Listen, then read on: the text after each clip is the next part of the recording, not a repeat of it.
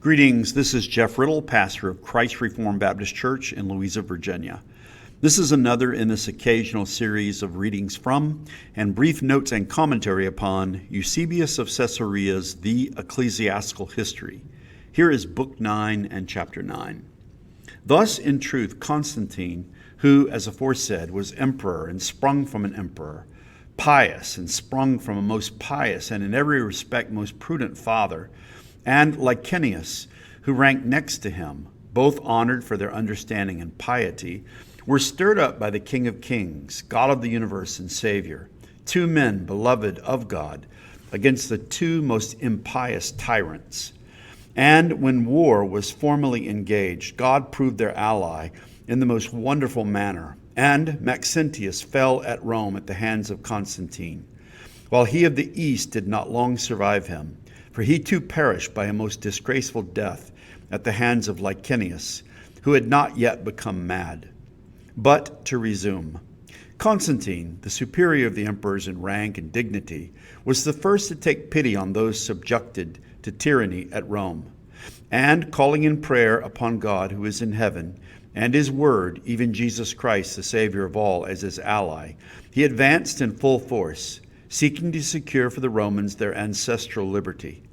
Maxentius, to be sure, put his trust rather in devices of magic than in the goodwill of his subjects, and in truth did not dare to advance even beyond the city's gates, but with an innumerable multitude of heavy armed soldiers and countless bodies of legionaries secured every place and district and city that had been reduced to slavery by him in the environs of Rome and in all Italy. The emperor, closely relying on the help that comes from God, attacked the first, second, and third of the tyrant's armies, and capturing them all with ease, advanced over a large part of Italy, actually coming very near to Rome itself. Then, that he might not be compelled because of the tyrant to fight against Romans, God himself, as if with chains, dragged the tyrant far away from the gates.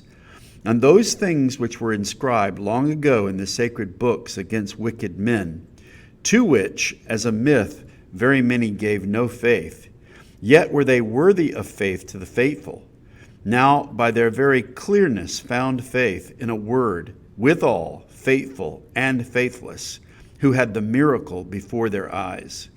As, for example, in the days of Moses himself and the ancient and godly race of the Hebrews, Pharaoh's chariots and his host hath he cast into the sea.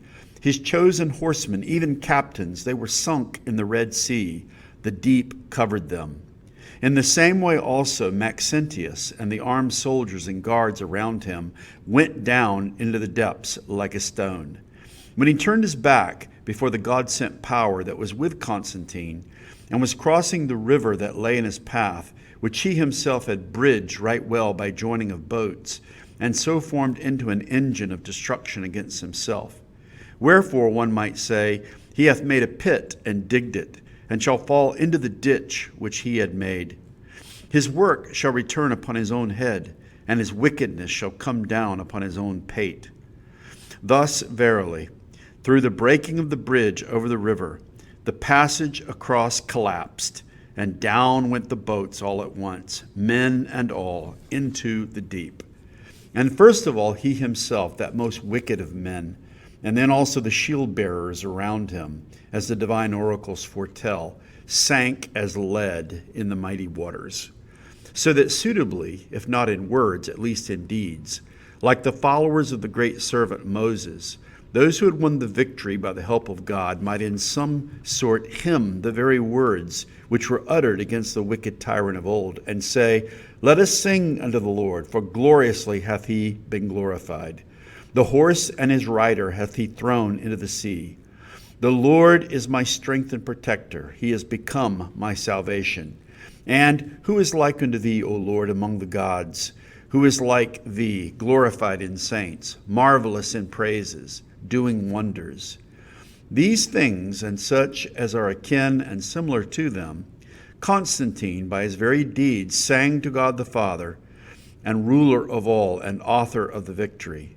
Then he entered Rome with hymns and triumph, and all the senators and other persons of great note, together with women and quite young children.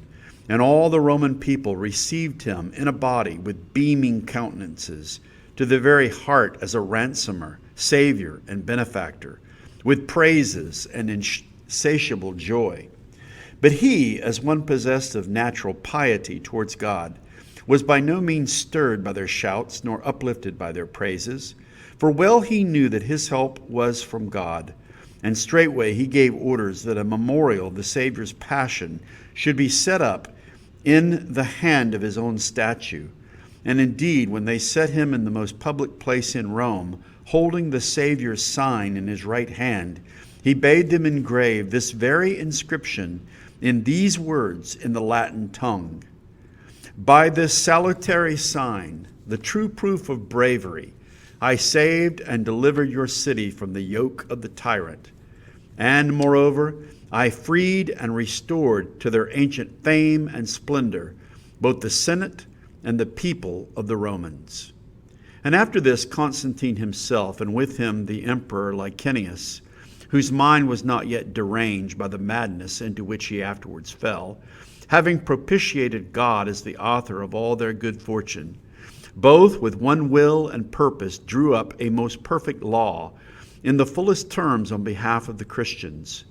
And to Maximin, who was still ruler of the provinces of the East and playing at being their friend, they sent on an account of the marvelous things that God had done for them, as well as their victory over the tyrant and the law itself.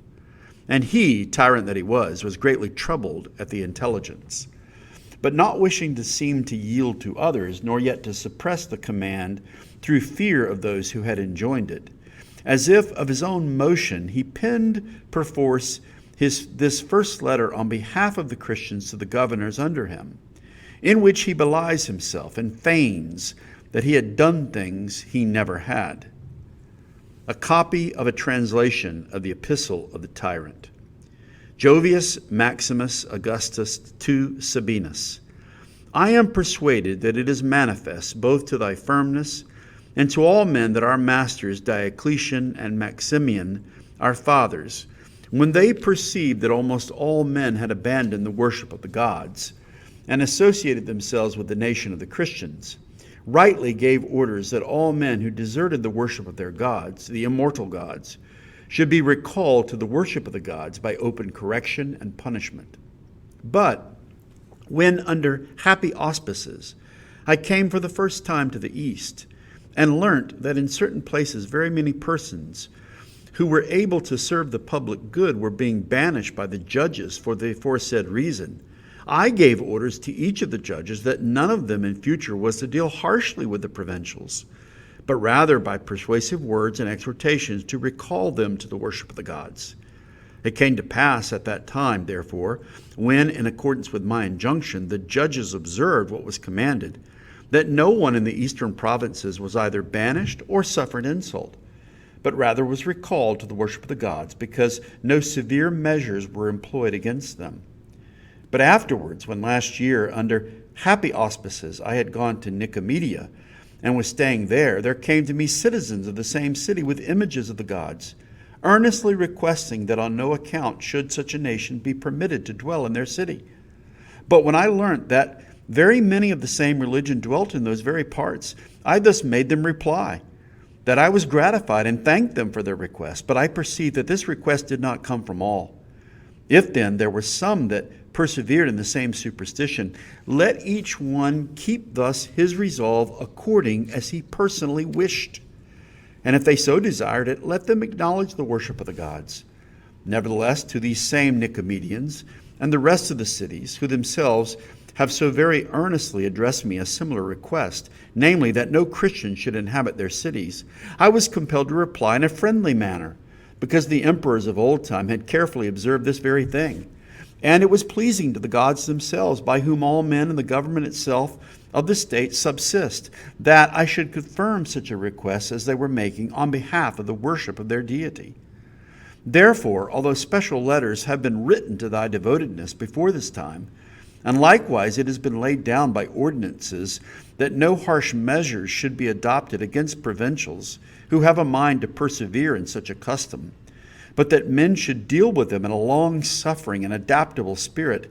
Nevertheless, that they may not suffer insults or exhortations at the hands of the beneficiarii or any other whatsoever. I think it right by this letter also to put thy firmness in mind, that thou shouldest cause our provincials to recognize the attention they owe to the gods, rather by persuasive words and exhortations. Wherefore, if any should make it his resolve that the worship of the gods should be recognized, it is fitting to welcome such persons. But if some desire to follow their own worship, thou shouldest leave it in their own power. For this reason, it behoves thy devotedness to observe carefully that which is commanded thee, and that authority be given to none to afflict our provincials with insults and extortions, since, as we wrote above, it is fitting to recall our provincials to the worship of the gods rather by exhortations and persuasive words.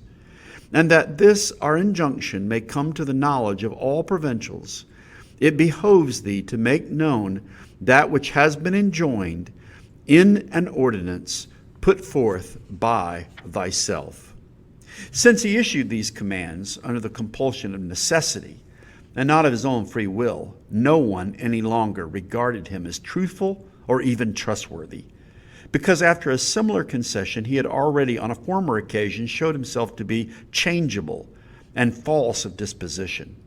None of our people therefore dared to convene an assembly or to present himself in public, because the letter did not allow him even this. This alone it laid down, that we should be kept from harsh treatment, but it gave no orders about holding meetings or erecting church buildings or practicing any of our customary acts. And yet the advocates of peace and piety, Constantine and Licinius, had written to him to allow this, and had conceded it to all their subjects by means of edicts and laws. In truth, this monster of iniquity had resolved not to give in as regards this matter, until he was smitten by the divine justice, and at the last, against his will, forced to do so. Here ends Book 9 and Chapter 9, and we'll move on to some notes and commentary. This chapter describes the beginning of the dissolution of the Roman tetrarchy, the rule by four, that came about with the rise of Constantine and Licinius against the tyrants Maxentius in the west and Maximin in the east. This process would eventually result in Constantine's consolidation of power as the sole emperor, and his tolerance and favor being extended to the Christians. Eusebius suggests that Constantine and Licinius, both honored for their understanding and piety, as he puts it, were driven by divine providence to oppose the tyrants.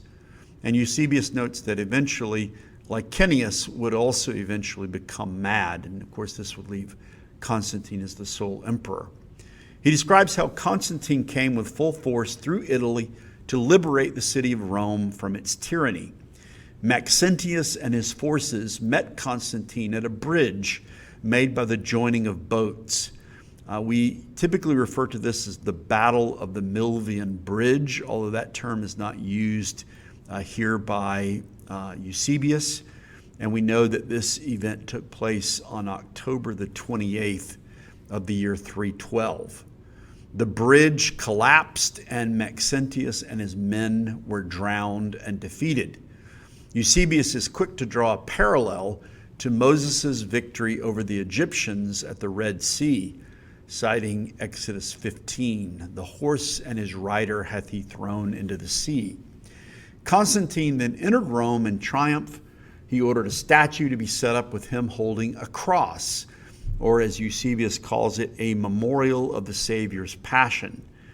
And again, the statue of the victor Constantine was to have the cross in the right hand, bearing in part the inscription, "By this salutary sign, the true proof of bravery, I saved and delivered your city from the yoke of the tyrant." We should note that although Eusebius does not mention it in the ecclesiastical history here, In his Life of Constantine, which he also wrote, he says that before the battle, Constantine had had a vision of a cross in heaven that bore the inscription, "In this sign conquer." And this is also the backdrop for the account that is provided here in the ecclesiastical history. After this victory, Constantine and Licinius issued what Eusebius calls a most perfect law in the fullest terms on behalf of the Christians.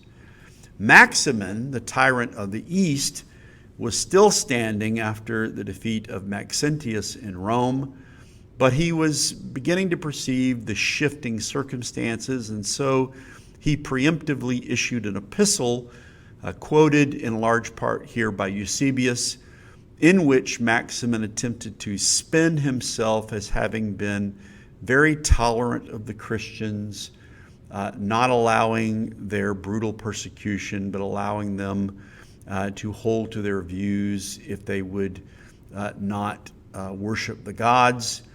And all of this was done, of course, again, just simply an offer, a spin, a positive spin to his rule. And certainly this letter contradicts the previous edicts that have been referred to by Eusebius, which Maximin had offered against the Christians. According to Eusebius, reading this epistle, no one saw Maximin as truthful or trustworthy. The Christians, therefore, did not yet dare to assemble in public, sensing that Maximin, whom he calls a monster of iniquity, was resolved not to offer the Christians any toleration. And he notes, again, at the very start of the chapter, that eventually Maximin also was going to meet divine justice, and that he would die and be removed from office. And again, the way will be cleared for the rise of Constantine.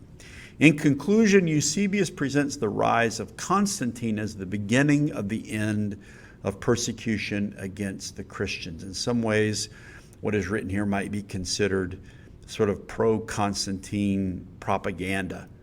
One tyrant, Maxentius of the West, was disposed, and one more remained to be disposed, Maximin in the East.